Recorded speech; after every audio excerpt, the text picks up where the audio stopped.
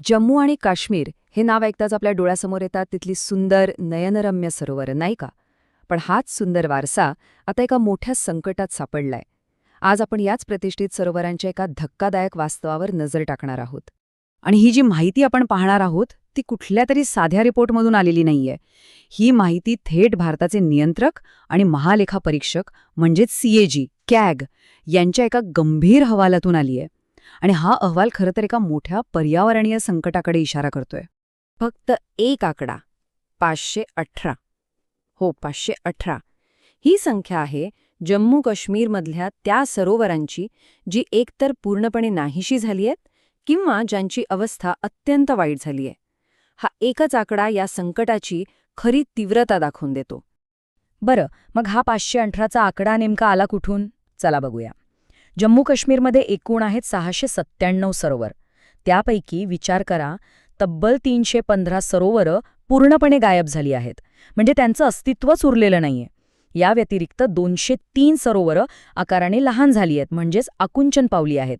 म्हणजे मूळ स्वरूपात आज फक्त आणि फक्त 179 सरोवरच शिल्लक आहेत. धक्कादायक आहे नाही का? आणि यातली सगळ्यात जास्त काळजीची गोष्ट काय माहितीये? हे सगळं नुकसान फक्त गेल्या एका दशकात झालंय. इतक्या कमी वेळेत एवढी मोठी हानी, हेच आपल्याला या समस्येचं गांभीर्य पटवून देतं. हे आकडे ऐकून खरंच डोकं सुन्न होतं. पण हे फक्त आकडे नाहीयेत. या आकड्यांमागे आहेत काही नावं, काही ओळखी, काही कथा. चला तर मग आता आपण अशाच काही महत्त्वाच्या सरोवरांबद्दल बोलूया ज्यांची ओळख आज धोक्यात आली आहे. आणि सुरुवात करूया थेट श्रीनगरच्या हृदयापासून. दल सरोवर हे नाव ऐकलं की कितीतरी गोष्टी डोळ्यासमोर येतात, हो ना. हे फक्त एक सरोवर नाहीये, हे तर श्रीनगर शहराचं जणू धडकणारं हृदय आहे. तिथल्या त्या सुंदर हाऊसबोट्स, पाण्यावरून सरकणारे शिकारे, ते सगळं चैतन्यमय वातावरण, हे सगळं म्हणजे त्या प्रदेशाची ओळख आहे. आणि जेव्हा आपण या संकटाविषयी बोलतोय तेव्हा आपण याच जिवंत संस्कृतीबद्दल, याच जीवनाबद्दल बोलतोय. आता एक खूप इंटरेस्टिंग गोष्ट म्हणजे राड. हे काय आहे? तर हे आहेत दाल सरोवरावरचे तरंगते बगीचे. ही एक खूप जुनी, पारंपरिक आणि एकदम युनिक अशी बागकाम पद्धत आहे. आणि हीच तर या सरोवराची खरी खासियत आहे. पण दुर्दैवाने हे वैशिष्ट्यसुद्धा आज धोक्यात आलं आहे. दाल सरोवराचं सांस्कृतिक महत्त्व तर आपण पाहिलं. आता आपण वळूया अशा एका सरोवराकडे ज्याची ओळख आहे त्याचा प्रचंड, अवाढ्य आकार. खरं तर हा आहे आशियातला एक महाकाय सरोवर.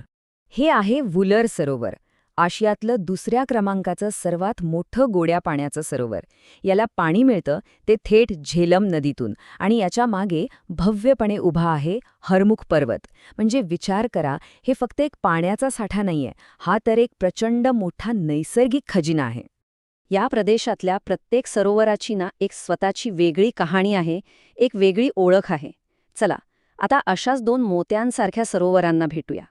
ही दोन्ही एकमेकांपेक्षा खूप वेगळी आहेत, पण तितकीच महत्वाची सुद्धा. पहिलं आहे होकरसर सरोवर. याला पाणथळ भूमीची राणी असं म्हणतात. आणि का म्हणतात? कारण हे एक मान्यताप्राप्त अभयारण्य आहे.